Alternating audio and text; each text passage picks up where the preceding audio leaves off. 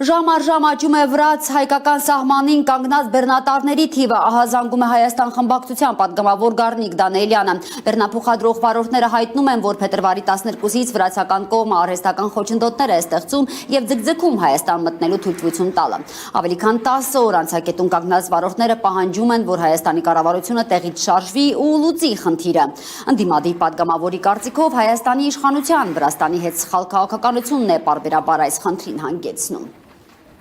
Դոկումենտը խնդիր չունենք, վերետ խնդիր չունենք, ոչ մի պատճառաբանություն չկա, ասում են վերևից հրաման են տվել Հայաստան ուղևորվող բեռները կայնում են, տախտակ, լամինատ, NDF, դեսպե։ Դիմում եմ մեր Հայաստանի կառավարության պատկան մարմիններին, թող այս հարցին լուծում տան, գանք հասնենք Հայաստան։ Ինչքան կարանք սենց անմարդկային վիճակով կանգնենք, ցրտին, ձանը, ու սենց ոչ մի ռեալ պատասխան չի տալի, անորոշ վիճակով կանգնացել։ Դա ինչ չեն ասում, վերջը դոկումենտին։ Այդպես դոկումենտս ուզեմ ասում գնա, սպասի ավտոյի մեջ։ Ես կմոդենամ։